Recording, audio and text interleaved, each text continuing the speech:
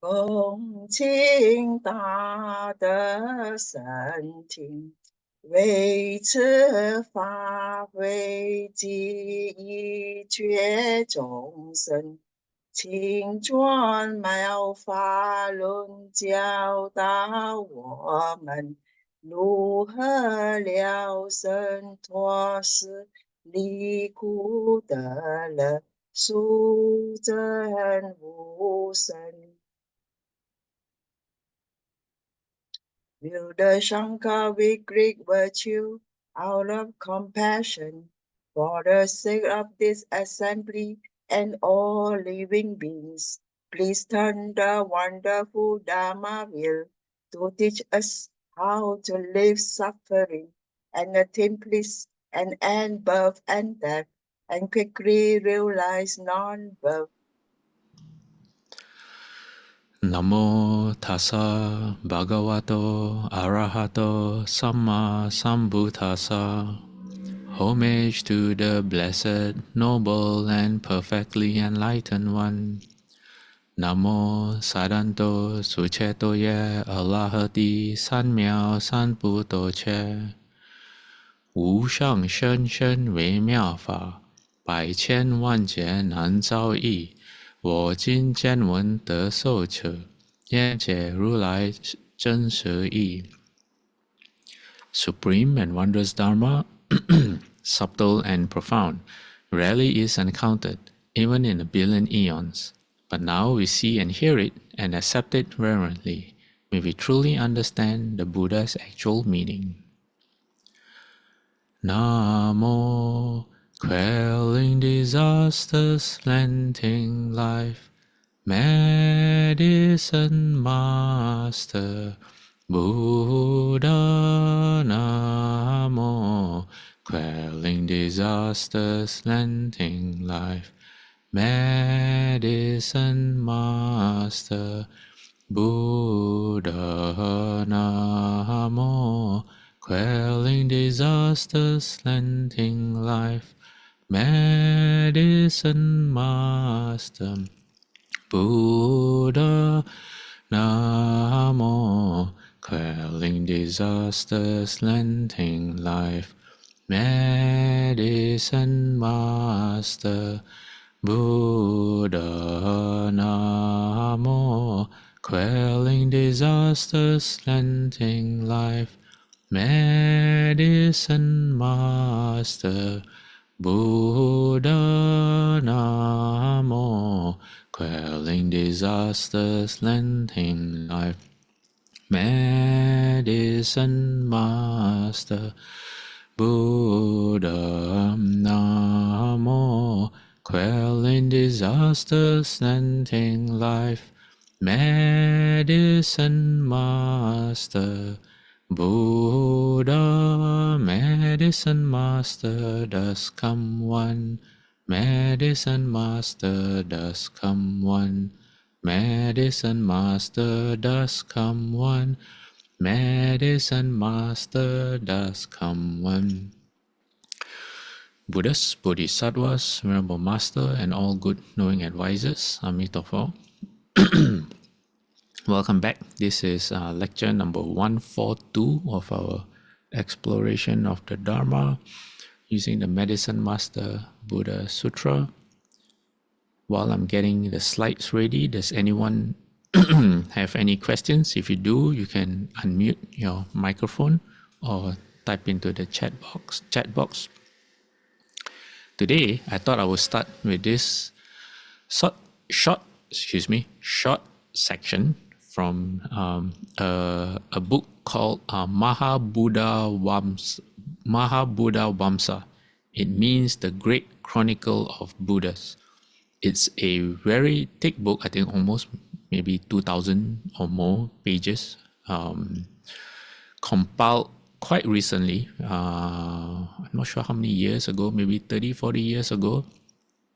And it's meant to contain both Theravada as well as several Mahayana sources about the Buddha's life.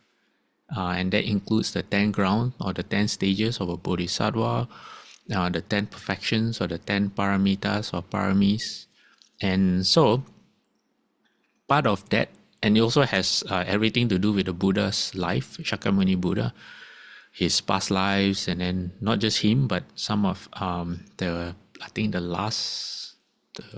few, I don't know how many, maybe 10 Buddhas before Shakyamuni Buddha, then Shakyamuni Buddha, and then especially his past life when he was known as Sumedha. That's when he received the prediction that he was going to be Shakyamuni Buddha in the future. And quite a few of his Jataka stories. So this is from that book. And what he has to say about the perfection of loving kindness, he says, loving kindness has the characteristic of wishing prosperity to all beings. Okay, so if you're practicing loving kindness, you want to check this for yourself. It says its function or its purpose is to work for the welfare of beings in fulfillment of that wish. Okay, so for now, all right, when we begin the practice of loving kindness, it's a wish. That means it only exists in our minds. But slowly, as we become more and more capable, that wish extends to action. So in the perfection of loving kindness, the function of metta or loving kindness, or actually this would be maha metta or great loving kindness, you actually do something about fulfilling the wish of others for the welfare of others. Okay, and then the second function is to remove the 9 causes of resentment, which is what we are looking at today, continuing from the last few weeks. And it says its manifestation in the yogi's mind is serenity. So when you practice loving kindness, that's why loving kindness is required to enter the dhyanas. You know, when they say in the Amitabha Sutra, when you recite the Buddha's name from one mind for 1 to 7 days, with one mind unmoving, this is why loving kindness is very important. And then lastly, it says its proximate cause is seeing beings as agreeable. And we'll find out more about that today, because we're going to go into advanced practices today. Today, our talk is on, the next slide, we'll have that. I will explain more. It says, no development of loving kindness is possible if one disagreeably looks at beings. So if you see someone and it's an unwholesome perspective that you have for that person, it shows that you are deficient in your practice of loving kindness. That's what it means. Okay? All right. So moving on. Today, the last few weeks, we have gone through all those categories, all those practices in gray. Today, we are talking about giving gifts. Okay, we're speaking about giving gifts or exploring the concept of giving gifts. For example, bowing. You may wonder why bowing is under the category of giving a gift. We will find out. Okay, transference or dedication, and then repentance. So these are kind of considered advanced practices, not for the faint of heart or not for the newcomer to Buddhism. Why? Well, because it's not easy to do these practices. Not because physically it's hard, like bowing. You know, it's not physically hard, but the ego makes it hard. All right. Okay, why? Because to be able to carry out these practices, you have to kind of be responsible for yourself. All right, okay, let's continue. Okay, so in the giving of gifts, okay, it says a gift for taming the untamed, a gift for every kind of good. Through giving gifts, they do unbend and condescend to kindly speech. So this verse is from the Visuddhimagga. It says, if one has feelings of resentment, he should try the giving of a gift. So if there's someone, and when you practice loving kindness, you find that you still harbor resentment against this person, try the giving of a gift. For most people, you know, it seems counterintuitive, but that's the Dharma for you. Dharma is to liberate us. So it says a gift can be given. Either you give to that person who you have feelings of resentment, or you can even accept a gift. So if the person wants to give you something, you can accept the gift. Okay. But then there's a but. What's the but? The but is if the other person's livelihood is not purified and his requisites are not proper to be used, it should be given by oneself. So if the person wants to give you a gift, but the person say doesn't follow the Noble Eightfold Path, and he doesn't practice right livelihood. Say he wants to give you something, but he stole that thing, he or she stole that from, it doesn't belong to that person rightfully, and he wants to give it to you. So you shouldn't accept the gift. Then in that case, you should give a gift yourself. All right. And it says, and in the one who does this, the annoyance with that person entirely subsides. So if you give the gift properly, then it should resolve any unresolved feelings that you have. It says, and in the other, even anger that has been dogging him from a past birth, past life, subsides at that moment. That's how powerful the giving of a gift can be. So that's kind of related when you come to the temple, a Mahayana temple, and you are able to write a plaque. It says dedicate merit to your past creditors or people with unresolved karma. That's kind of the principle behind that. Okay. We're going to go next to bowing. Okay. Giving as in bowing. But does anyone have any questions before we move on about literally giving a gift? Okay, giving gift like this doesn't mean like a present. It doesn't have to be a physical present. It can mean giving your time, giving your patience, giving your lending an ear to listen to that person in a kind way. Okay, includes all those things. All right. So this is from the Sixth Petra Sutra on bowing. Okay, so the story goes like this, or from the sutra. It says, Bhikshu Fata was from Hong province. He had left home to become a monk at the age of 7 and constantly recited the Lotus Sutra. When he came to pay homage to the sixth Petra, he bowed, but did not touch his head to the ground. So this touching the head to the ground could have been literal, or it can be taken as a metaphor. What's the metaphor? It just means that he wasn't respectful. All right. So the sixth Petra, the master scolded him, saying, if you bow without touching the ground, isn't that like not bowing at all? Say, what's the point? If you are not respectful, then why do you follow the motions if your heart is not in it? So sixth Petra say, you must have something on your mind. So what is your practice? So Bhikshu Fata, Venerable Fata said, I have recited the Lotus Sutra over 3,000 times already. So he was very proud of himself.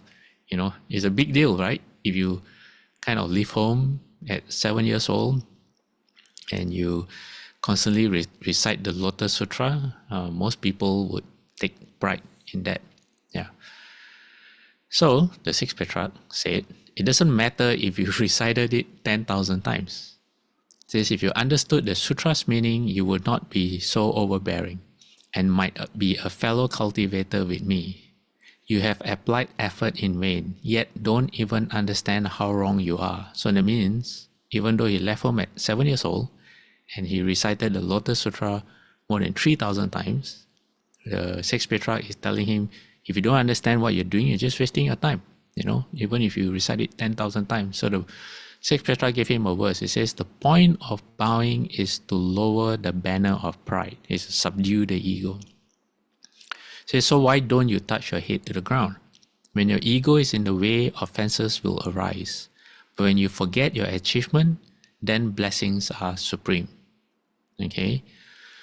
So, what happens when our ego gets in the way? When we feel proud, or when our pride gets in the way? What can happen? Why is not seen as good?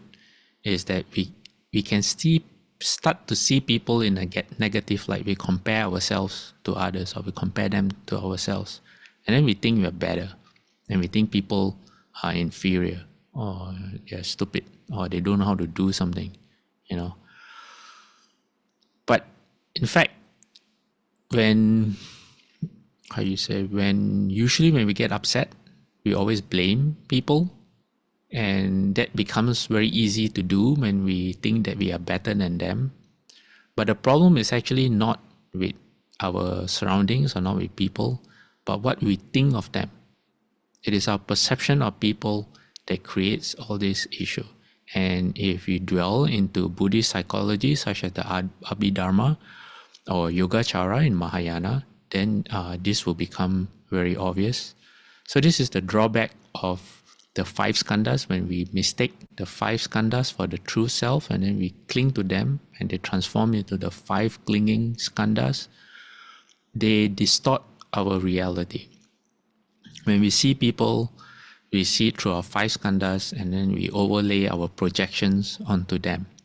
So it creates thoughts that then lead to our own affliction. Okay? So let's have a quick discussion of bowing. Many of us, when we come to the Buddha hall, we bow to the Buddha. But we don't really pay attention to what's going on. We just bow. Why? Because we are supposed to do that. It's the custom, it's a tradition, it's almost like a rule, and if people are looking at you, and you don't bow, then you don't want people to think that you are disrespectful, so you bow. People bow for various reasons. So when we bow with the body, but the body is supposed to represent our heart or our intentions. So that's what the sixth Pitrak is trying to tell Fata. When you bow, your heart has to bow as well. Your mind has to bow as well. It's not the body.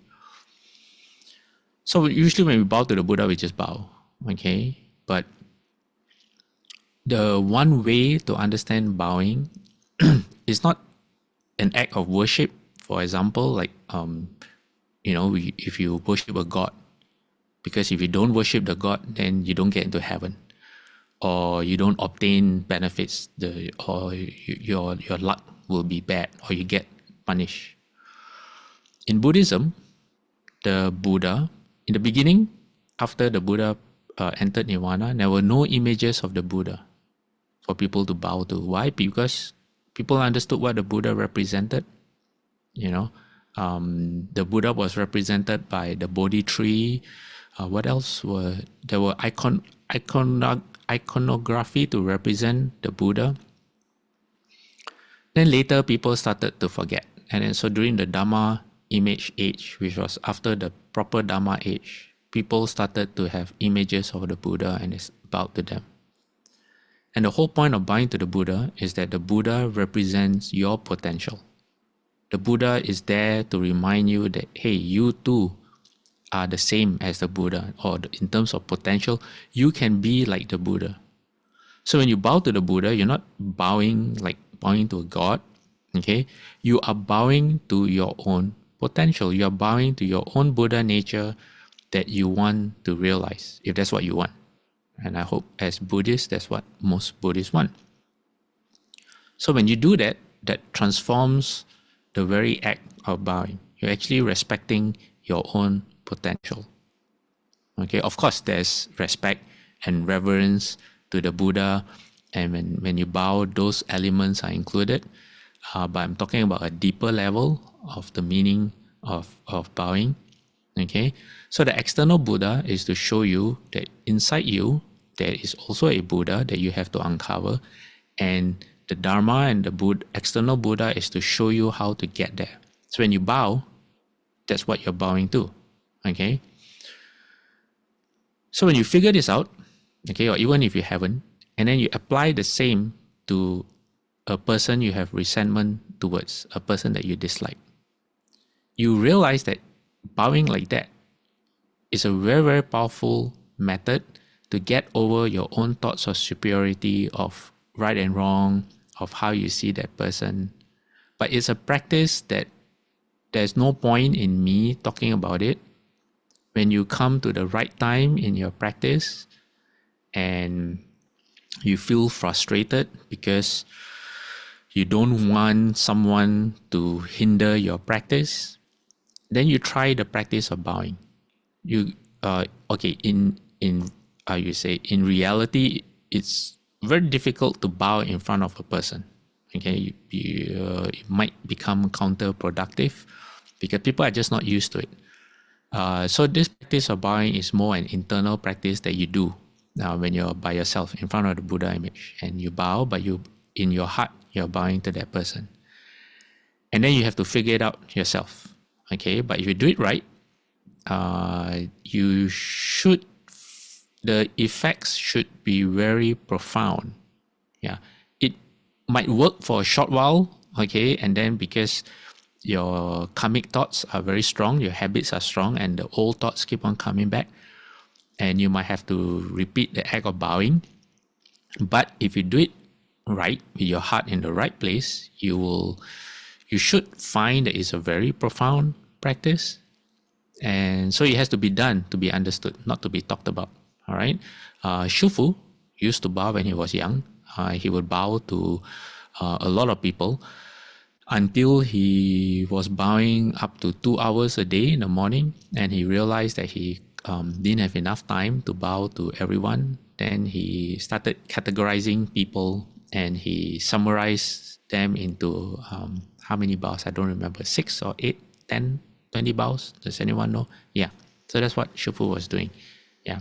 So something which is very, very similar in terms of the effect it has on you as a practice is called Maundi. Does anyone know what the practice of Maundi is? Maybe I'm pronouncing it wrong. It's spelled Maundy.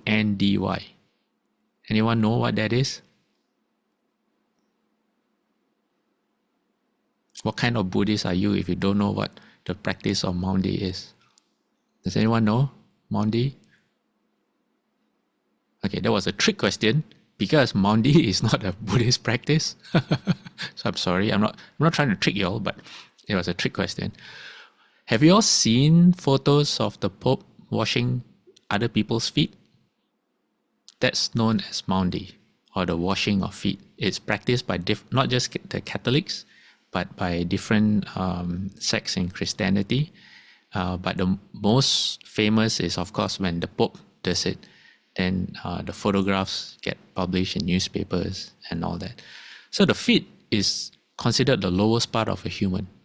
And it's in quite a few cultures, if you do certain things with your feet, it can be seen as the ultimate sign of disrespectfulness. So such as you put your feet on the table, or you take off your shoe and you hit, say, someone's photo with it. That's like the ultimate insult.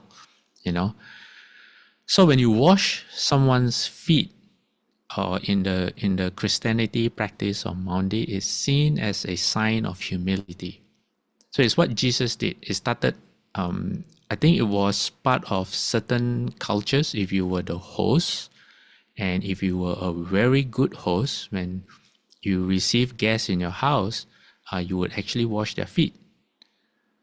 But from a Christian perspective, okay, that was what Jesus did to his 12 apostles at the Last Supper. And he did it to set an example.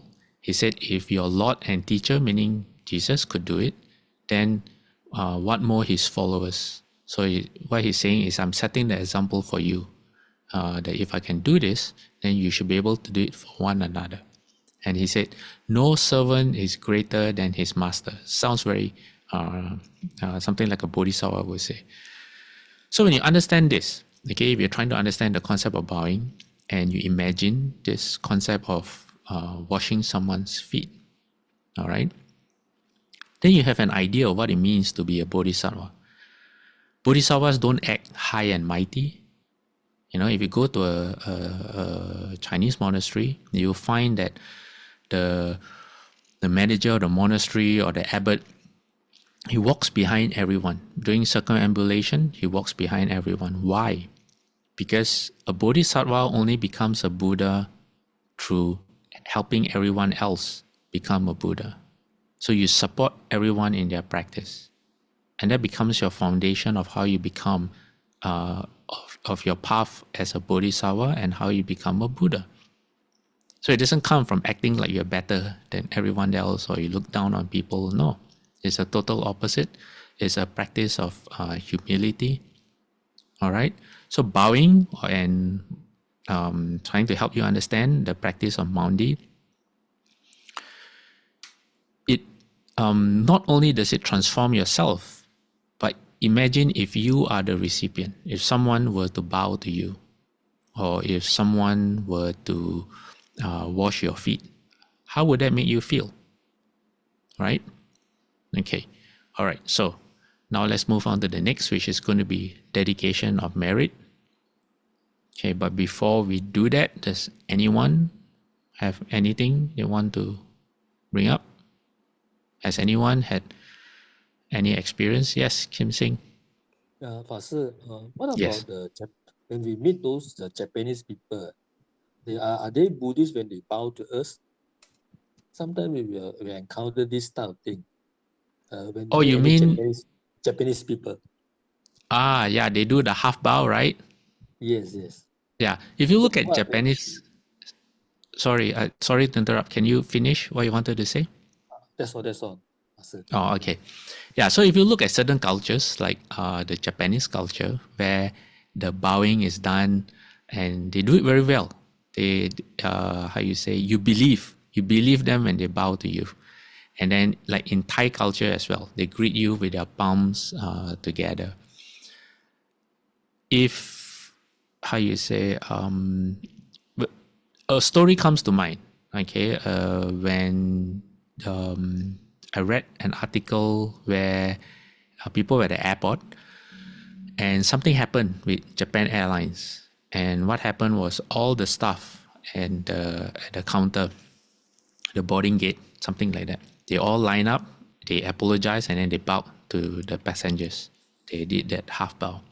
So if you look at Japanese culture, there's a lot of, you can see how the bowing can come about. There's a lot of, care and respect for one another. Yeah. As to the question of whether is that a Buddhist practice or not, I'm not sure how that it came about.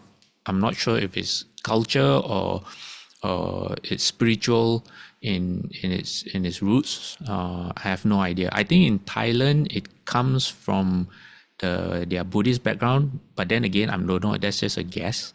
But you can see how in these two cultures, the it's different from cultures where they don't have such a foundation. Yeah. Thank you very much for bringing that up. Yeah. Okay, although I didn't really answer your question. Anyone else? Okay, so when say you go to a shop and it's a Japanese shop and then something happens and they apologize to you and then they bow to you, you know it's very hard to remain upset when they bow to you. Yeah. Okay, so now what I have is dedication of merit, and this is from the Avatamsaka Sutra. I think it's chapter 25. It's to me is the definitive chapter on dedication or transference of merit, because it talks about how the Bodhisattva does it.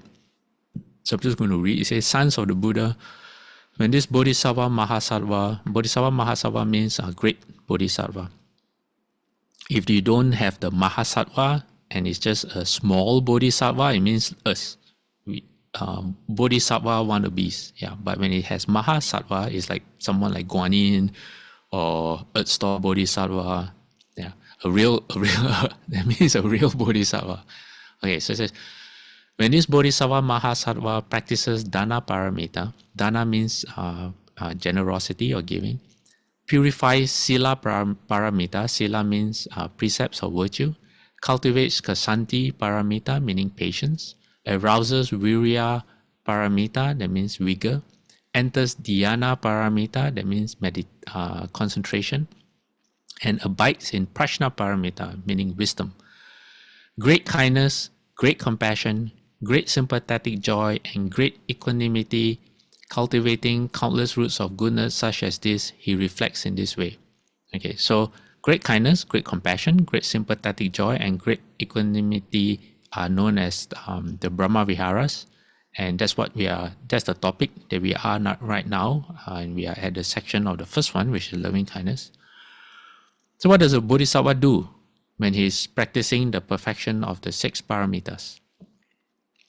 In his mind, okay, his intention, his mind, his reason is this. It says, may these roots of goodness be everywhere able to benefit all beings, enabling them all to attain purity to achieve the ultimate, and to remain forever apart from the measureless sufferings and torments of the hells, the hungry ghosts, the animals, King Yama, and other such circumstances. Okay, so you heard me speak about merit, right? What makes merit different from blessings? And I have said, or I've shared that the sutra say it is right intention. What is right intention?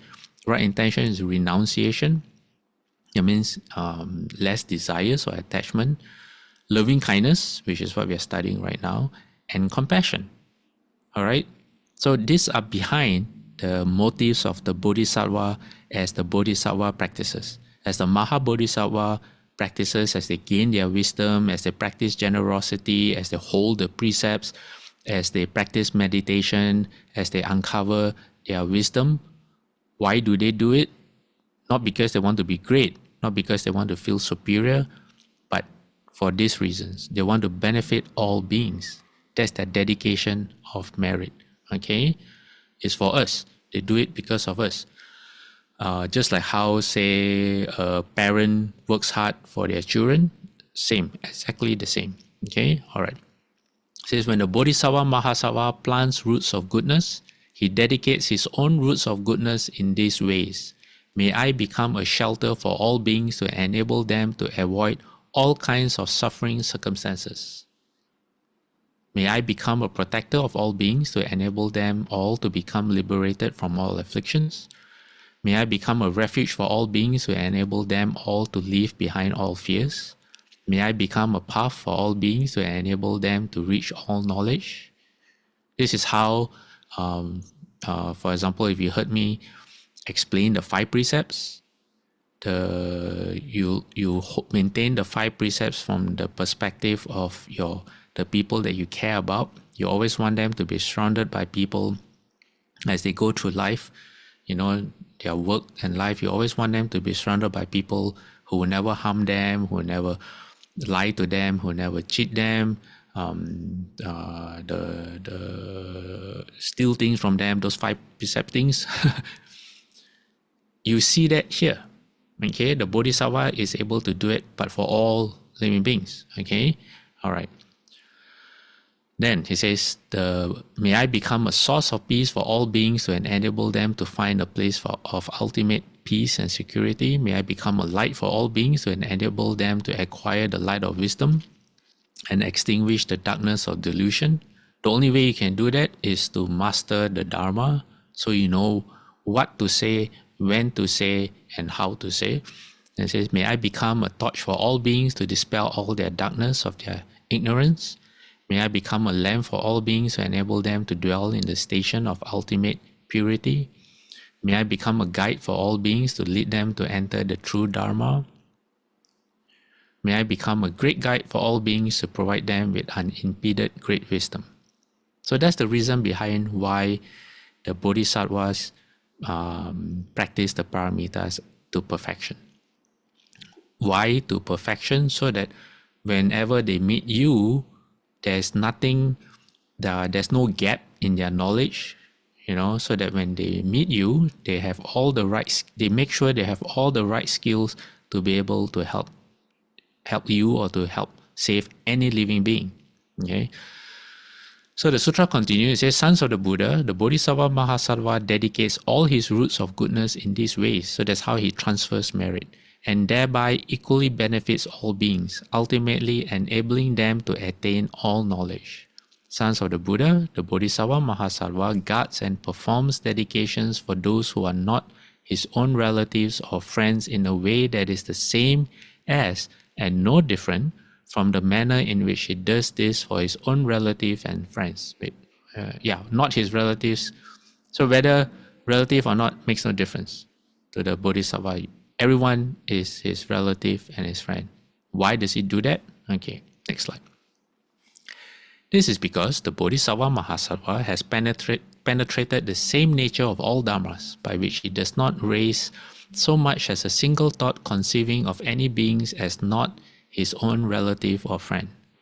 Even if some being has hostile or harmful intentions towards the Bodhisattva still looks on him with the eye of kindness and remains forever free of anger. He everywhere serves beings as a good spiritual friend who expounds on right Dharma and enables them to take up its cultivation. How do you do that? Well, washing someone's feet is a very good way, because that's how you can transform the other person.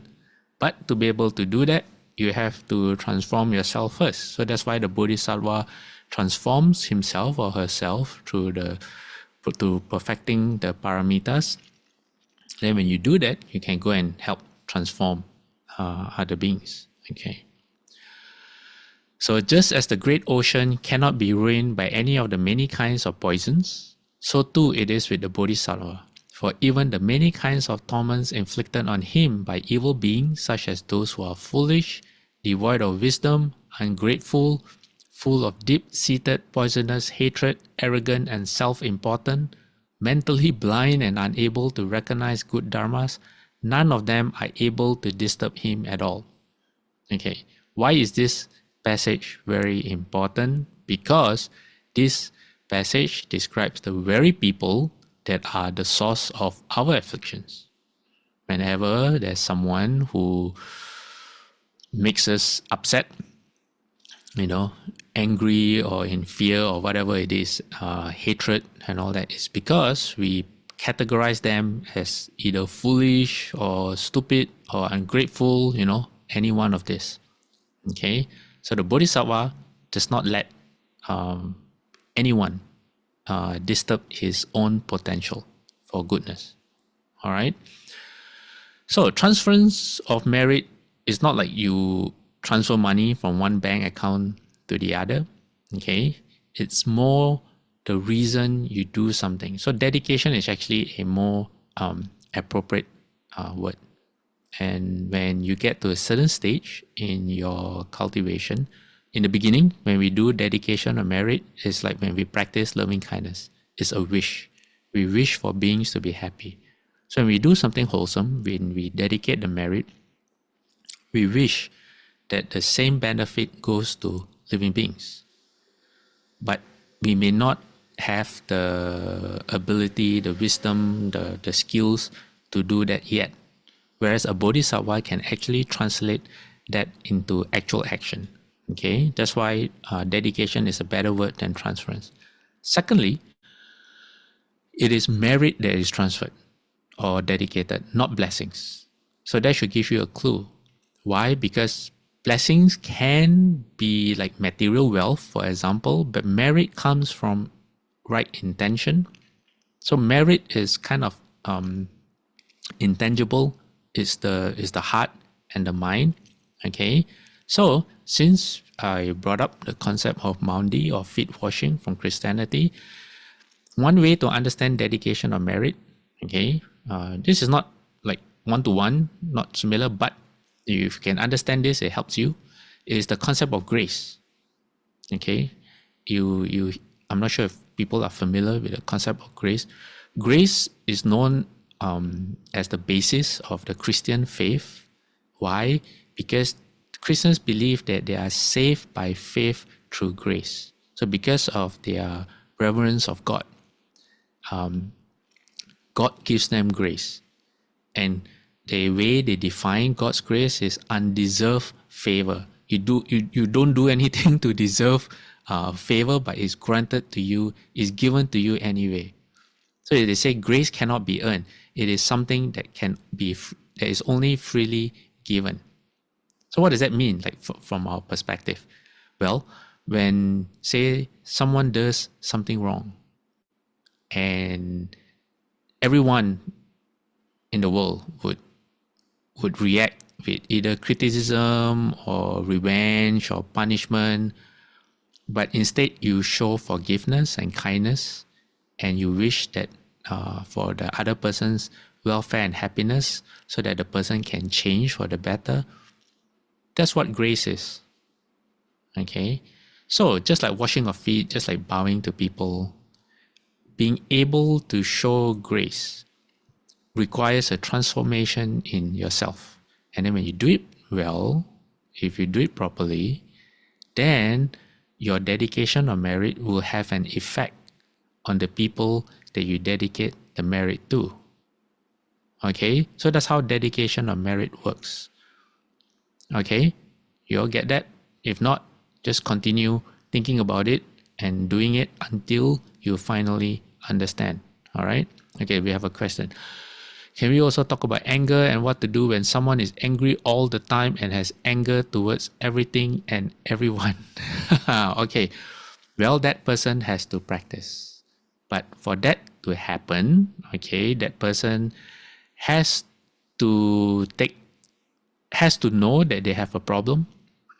We'll come to that in the next few slides after, not this immediate next few slides, but after this, okay, where we talk about repentance, because a person can only transform or change if they want to change.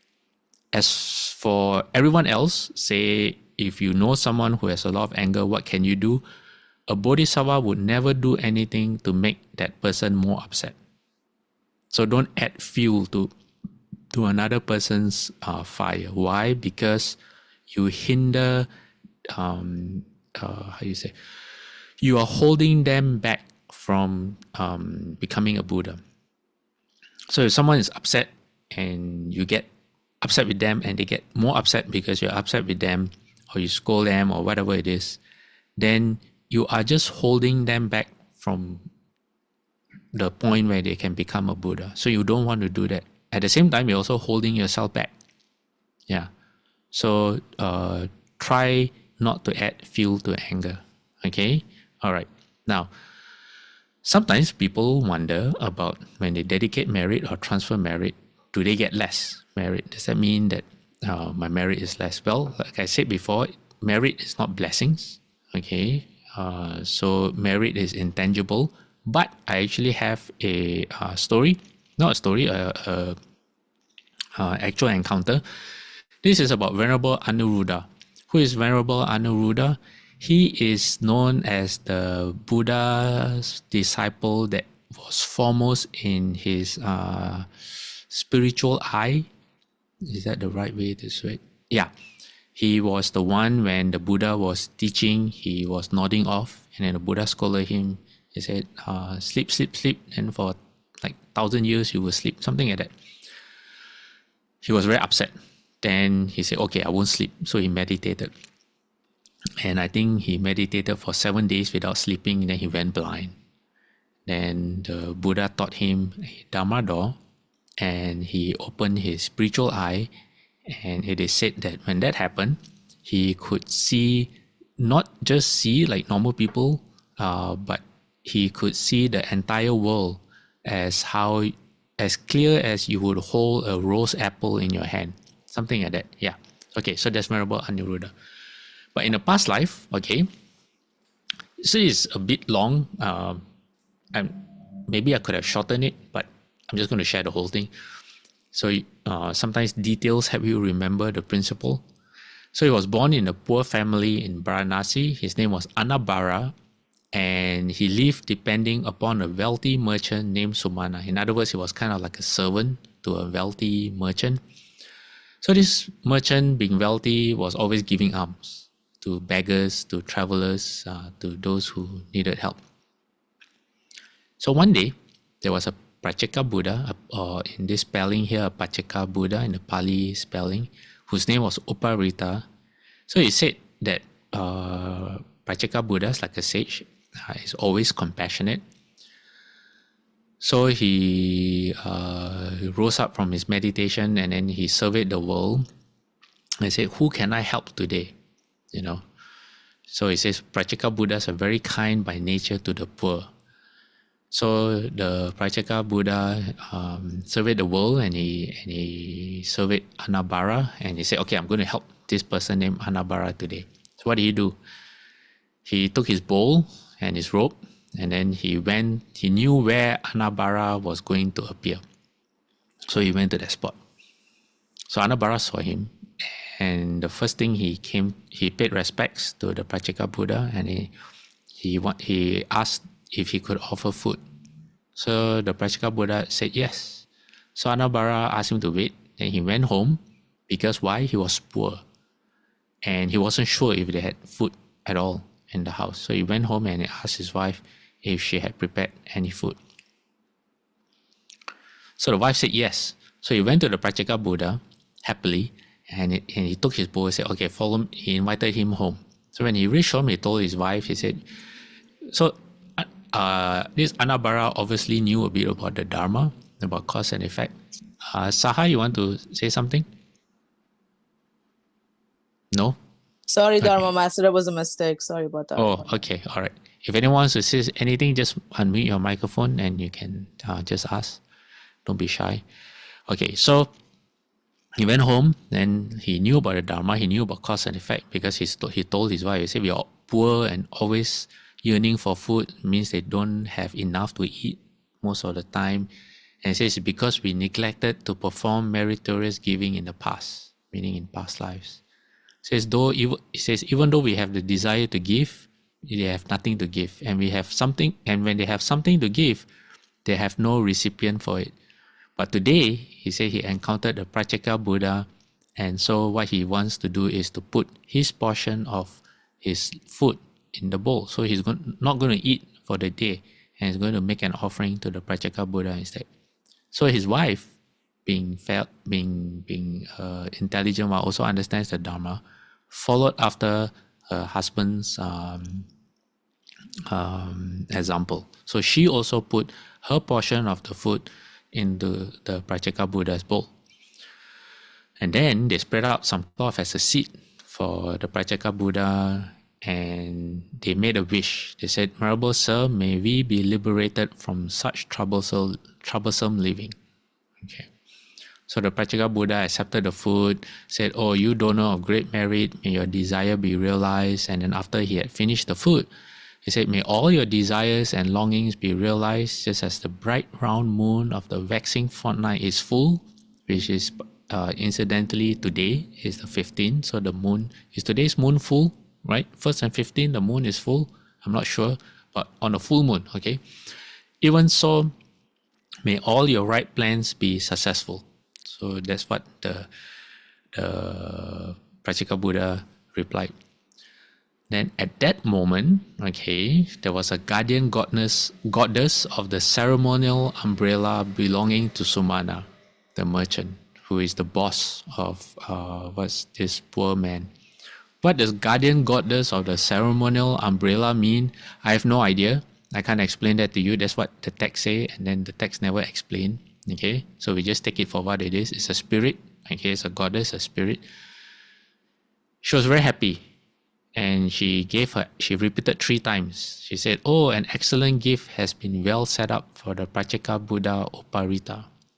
So the merchant Sumana apparently could see this goddess. He was intrigued, because why? He had always performed acts of giving, but he never received any praise from the goddess before. So he asked the goddess, he said, oh, have you not seen me performing giving for such a long time? In other words, why haven't you praised me before? Then the goddess replied, I am applauding Anabara's alms giving, for she is pleased with his particular act. Okay. So the merchant thought that, wow, say, he's been giving for so long, and this poor person who is under his employment gives only once, and he received the praise of the goddess. So what did he want? He wanted to have the merit of Anabara. So he called Anabara and he gave him a coin. He said, I will buy your merit. Okay, he demanded for his merit in exchange. So Anabara refused. Anabara refused until the merchant raised his price up to 1,000 coins. Even then, the merchant, the poor man Anabara refused. Then eventually the merchant had no other choice. He said, okay. He said, brother Anabara, if you cannot give it to me, let it be so. Accept the 1,000 coins, but share your merit with me. Okay. So Anabara wasn't sure if it was possible, and he also wasn't sure if he shared his merit, that it would become more or less, whether it would reduce his merit. So what did he do? He went and asked the Praceka Buddha. He looked for the Praceka Buddha and then he asked him the question. Then the Praceka Buddha said, "Wise man, I shall give you a simile. Suppose there is only one house where the lamp is lighted in a village of 100 households. So 100 houses in the village, only one has a lighted lamp. If the remaining 99 householders came with their respective wicks, soaked in oil, lighted their lamps by means of yours, will the light remain in the house as it was before, or will it be reduced?" So he asked the poor man the question. So Anabara said, "It will not be reduced, Venerable Sir. The light will shine even brighter than before." Why? Because now the whole village has light. So the Praceka Buddha said, "In the same manner, wise man, if a man shares the merit accrued to him from his offering of alms food, be it a spoonful or a ladleful, whether he shares it with 100 persons or 1,000, his merit will only increase and become greater in accordance with the number of persons who have their shares. Now you have given one meal. If you share your merit with him, there will be 2 acts of giving alms food. One is yours and the other is Sumana's." Okay, so how does this work? This seems contradictory to what I just explained just now about transference and dedication. There has to be joy. So, for example, you wash someone's feet, okay, and you do it for the right reasons, that person is transformed, right? Or someone washes your feet. That is the same as if that person were to dedicate his merit to you. And because you get transformed, you have joy in your heart, you feel reverence and you feel humble, and you feel humility because the other person shows it first towards you. Then you generate your own merit. That's how the merit can be shared. Okay? It's not a wish, it's an actual happening. Okay. So, freed from doubt by inspired and encouraged, Anabara respectfully made obeisance. Okay, so for example, like this washing of feet, okay, or you bow, you do it to the 99 households in your village of 100. You are the only one with the lighted lamp, meaning you know better than everyone else. Your conduct is better. Your respect and reverence and compassion and loving kindness is better. That is represented by your light. And if you can show that to every single household, you go and wash their feet, you go and bow to them, or you do things for them that reflects your dedication of merit, they get transformed. All right? That's how they light their own lamps. But through you, through your influence, okay, you do the work of a bodhisattva, and through setting an example, but at a personal level, you transform them. So they have light. But if there's one household, okay, that you harbor resentment and you cannot get over your feelings of animosity or anger towards them, and you don't extend that grace to their household, guess what? They don't like you, they still don't like you, okay? And because they don't like you, they have that kind of unskillful or unwholesome emotions in them. They have no light. So as a bodhisattva, you don't want that, okay? You don't want to add, like the person who's always angry, you don't want to add to their anger. You want to be able to give them light instead. You want to be able to do something that will eventually lead to their transformation away from anger. Okay? Alright, so freed from doubt by inspired and encouraged, Anabara respectfully made obeisance to the Praceka Buddha and agreed to his master's request. So the master was so happy that he agreed to share his merit. Okay, what did he do? He said, "Brother, from the time of your acceptance of the coin onwards, you have nothing to work with your hands. You shall no longer be my employee. Build a house for yourself on the main road. I shall provide you with whatever material you need. Take it from my house." So that's how he transformed. Sharing or merit made his master or employer so happy. He said, "You are no longer," actually he was a slave, I think. He was the wealthy merchant was the master and Anabara was a slave. And so he was no longer a slave. In fact, he got a house. So what happens, and I don't have the remaining slides, but I'll just explain the rest of the story. So this wealthy merchant was very good friends with the king. So on that day itself, when he had his daily visit with the king, he took Anabara along with him because he viewed Anabara no longer as his slave. So when they were in front of the king kept on staring at Anabara. Just stared and just looked at him. Then the merchant asked the king, say, why do you keep on staring at my friend? No longer my slave, now he's my friend. And the king said, oh, I've never seen him before. So that's why I can't help but stare at him.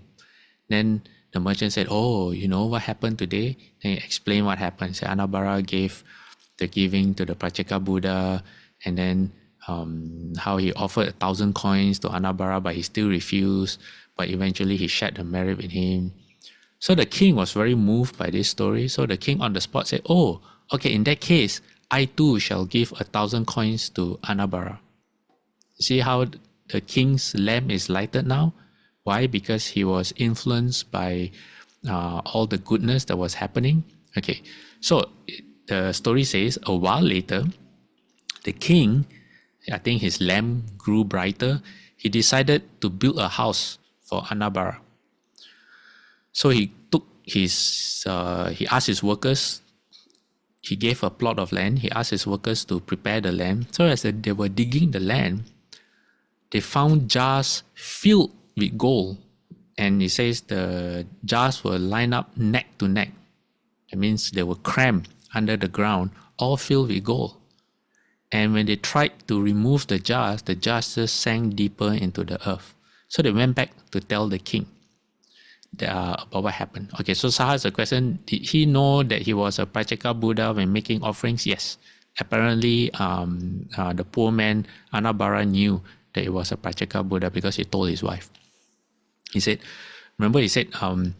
even when we have something to give, we don't have anyone to give to, but today there's a Prachaka Buddha, someone worthy of offerings. Yeah, so he knew. Okay, so the king told the workers, he said, okay, he said, don't dig under his name. That means in your heart, your intention is not digging for me, but dig under the name of Anabara. Why? Because the land is for him. So the workers went back to the land and announced, they said, okay, we are digging this land on behalf of Anabara, not the king. And when they said that, the jars came out of the ground by themselves, like mushrooms. They said, like mushrooms just came out from the ground. So when the final tally was counted of the jars of all the gold, apparently it had silver as well, gold and silver, the king realized that Anabara was now the richest man in the kingdom. So the king made him the royal merchant or the royal treasurer. I think he became the royal treasurer. Yeah. And from then on, Anabara continued doing good deeds. And he was born in the heavens and man, but always had wealth. And eventually, he became Venerable Aniruddha under Shakyamuni Buddha. Okay. All right. Now we talk about repentance. Okay. This, I hope we can do it quickly. It's already almost time. Okay. But I want to get this done. Okay. Sixth Petrarch Sutra says, what is repent? It says, repent means to regret so thoroughly of all unwholesome karma done previously and motivated by stupidity, confusion, arrogance, deceit, jealousy, envy, and other unwholesome tendencies that they never recur. That is to repent. You want to turn over a new leaf. To renew means to turn back from such wrongs. It means from now on, you have awakened to the same unwholesome habits, have reversed course, and will never revert to them again. So you won't make the same mistake. This is called to renew. So Sixth Petrarch says, together it is called to repent and to renew. Why? Because just one is not good. Why? It says, ordinary people who are deluded and confused only think to repent of their former errors. So they feel sorry. They do not know how to renew and start over by refraining from committing them again. So you feel sorry, but the next day you do it again. So the wrongs of the past are not really wiped away, and they will only keep repeating these errors in the future. So with past errors not wiped away and future errors continuing to be created, how could this be considered repenting and renewing? All right. Okay. So what is repentance? All right. Your reason for repenting is you have the excuse me, if you have the desire to be a better version of yourself. Okay, you know you are better. Why? Because you have the Buddha nature.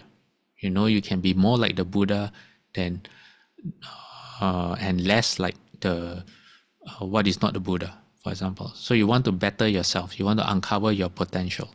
You're aware of that, and that's your reason. So that's one motivation. Okay, where does it come from? Self-reflection. You are able to observe yourself. That's what makes us different, say, from lesser beings. I say animals. Animals act on habit and impulse a lot of the time,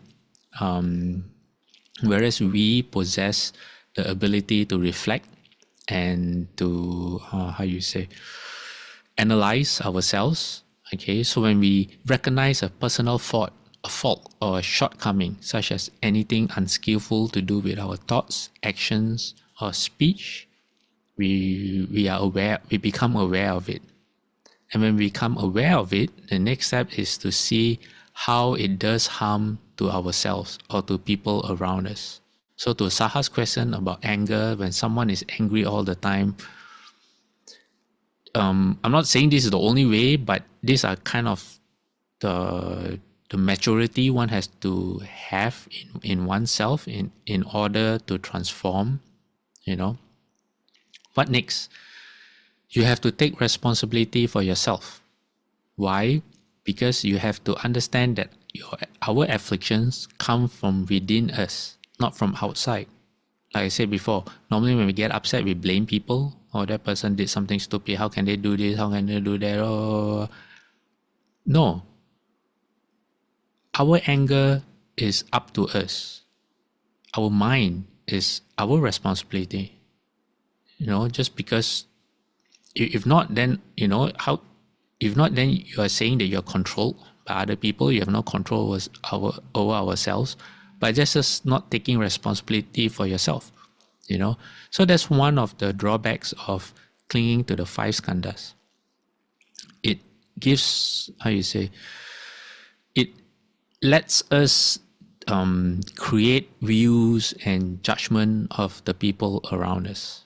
Okay, so once we understand this, then we can realize that change then comes from within. It's not that needing our environment to change, then we become better people. No, we become better people not by changing our environment, it's by changing ourselves. So Ajahn Chah has this wonderful anecdote. He says it's like a dog. So there's this dog, and this dog has fleas. So eventually this dog gets so frustrated because you're itching all the time. If you've ever been bitten by a flea, you know how it feels like. You're just itchy all the time, and everything is miserable. So what does the dog do? The dog is so unhappy, he runs away. So when you run away to a new place, in the beginning, you are, everything is new. So you get distracted. You have new friends, you have new food, the environment is new. But after a while, because you have never gotten rid of your fleas, you start the discomfort comes back. And after a while, the new place becomes like the old place. You are just dissatisfied all the time. Then you want to run away again. So you keep on running away, trying to find new things, when you haven't solved the root of the problem, which are your fleas. So you have to figure out what your fleas are. Okay. So repentance ceremonies is why before we take refuge, before we take the precepts, or if you ever leave home before you get ordained, you have the repentance ceremonies. So from a psychological point of view, think of it like a piece of paper. If you want to start new, you want to take notes, but your paper has writing all over it, all kinds of scribbles from your old self. You don't have any space to start new. So repentance is to erase your erase your unwholesome habits, so you have space to create new habits. All right. Okay, let me see what next.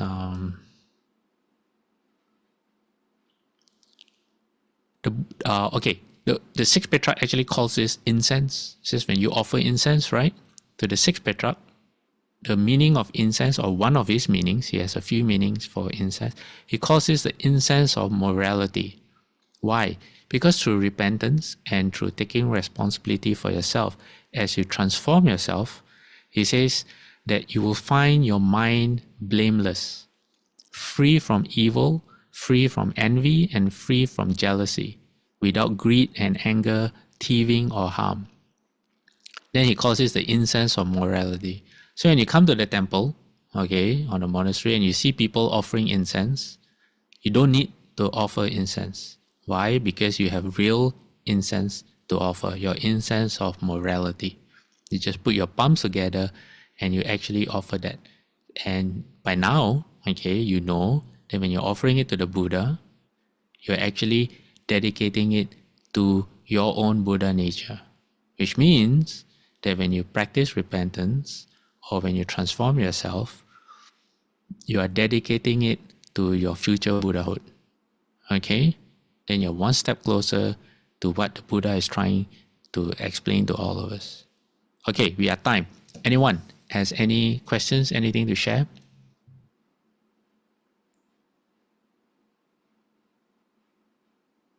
Dharma No? Master, I have a question. Yes, sir. So when it comes to anger, to deal with the person who's really angry all the time, you mentioned something about not to make them more angry. But in that heat of the moment, the best possible way, from my understanding, is just not say anything at all and just keep letting them get angry.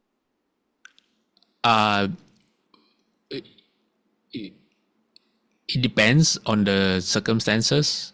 Sometimes it might be that not saying anything and just leaving them alone, because if you can't do anything, they must want to change, and until you have the skills, if you know what to do and it will work, then you can try it. Yeah. But if you don't, then what else can you do? Sometimes walking away or leaving them alone, or you don't entertain them. Sometimes people use anger to get a response, and if they don't get a response and they find that anger doesn't work, they might abandon anger. I don't know. That might be one way of looking at it. Yeah. Every situation is different.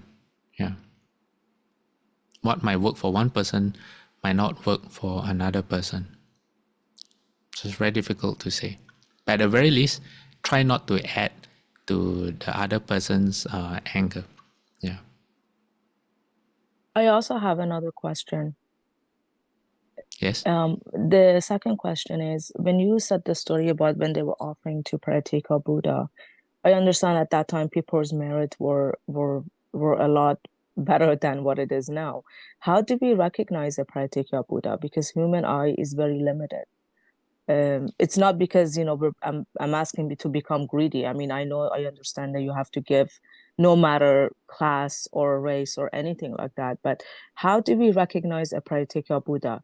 From one story I heard that when there is Buddhist ceremonies, for example, when you make offerings to the Sangha and the people who are entering, Pratyeka Buddha could actually be there in the transformation body of a human body. Am I correct? All right. Is there sound now? Can you all hear me now? Yes, Pastor, can hear you. Okay, I don't know what happened. I'm so sorry. Can you all still see the screen? So what was I talking about? My question was about particular Buddha and how do we recognize them? Okay, all right. So we until you become one of them, you will not be able to recognize sages. Okay, so did you all hear me talk about perfection of giving? Okay, perfection of giving, okay, which is the highest form of giving, is you have no thoughts about yourself, the giver. You have no thoughts about the gift that you are giving, and you have no thoughts about the person who's receiving the gift, the recipient. All right, that can only be achieved if you break through the five skandhas. If you abide in emptiness, you can achieve that. Until then, all right, until then, the closest that we can come to is we practice generosity until it becomes a habit. So we get so used to giving, all right, that when we see someone and we realize, oh, that person needs something, without thinking twice. I mean, we think about it because we can't help. We still think about it, like what's the best item to give? Oh, I have this, I have that. Okay. But it's not a calculative, like, oh, if I give, I have less. You don't think that way. You just think from the other person's perspective, how you can help that person. And then you give. And then after you give, that's it. You don't think like, oh, what a great thing I've done today. I've given, this to that person. I hope he's happy. You don't have expectations. Yes, that's the best way to put it. You have no expectations from your giving. You don't expect that person to feel thankful. You don't expect that person to respond to you in a certain way, and even if the person gives it away to someone else, you're fine, because while you're giving it away to that person, they can do whatever they want with it. If you can do that, okay, that's the first step. All right, we make giving a habit. Generosity is a habit. We're always out on the lookout on how we can help people. That's one. Number two, if in our minds we can treat everyone with the same respect and reverence as for the people we care for most in the world, all right, then we get even closer. So when we see a Prajaka Buddha, let's say you know it's a Prajaka Buddha. Let's say Shakyamuni Buddha is in front of you right now, or Amitabha Buddha, or Venerable Ananda, one of them, whoever it is, Shufu in front of you right now, and you bow. How would that bowing be for you? When you give something, how would that giving feel like for you? In those instances, it will be very natural. Those feelings of respect, reverence, joy, happiness, all those merit-inducing emotions. If you can give to everyone that you come across with the same emotions, with the same perspective, then, how you say, the saying, everything comes from the mind. Yeah, I wouldn't say that the cause and effect is the same, but as far as we are concerned, we are maximizing whatever we are going to get out of that act of generosity that we're going to do. Yeah. And then the third one is to dedicate the merit. If we can dedicate the merit to all living beings. So whenever we have any goodness, for example, you have some candy that you really like, your favorite candy, but because you practice dedication or merit, it is natural for you, although it is your favorite candy in the world, to share that candy and to spread that joy. Okay, so these three things that if you can do in your practice, then whether it's a Prajaka Buddha or not, whether it's a Prajaka Buddha or not, you are already putting yourself in the best place to maximize your merit and your blessings. Okay, that you can control. Who that person you give to, whether it's a bodhisattva in disguise or not, or a beggar, or who, shufu, you don't know. That is not under your control. So don't worry about that. All right. On our side, we concentrate on what we can control, which is making generosity a habit. What did I say? Number two. Yeah, just rewind the YouTube video and you know what I say for 2 and 3 because I can't remember anymore. All right.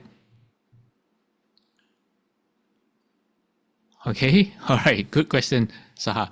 All right. Let's. Oh yes. For the next 2 weeks, okay. For the next week, I'll be traveling, and then for the second week, I'm not sure what's going to happen. So just to be safe, for the next 2 weeks, we'll take a break, and then I will announce on WhatsApp the when the class resumes, which will be the third week.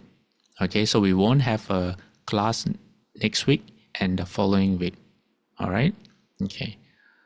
Let's dedicate merit. Where's my slide?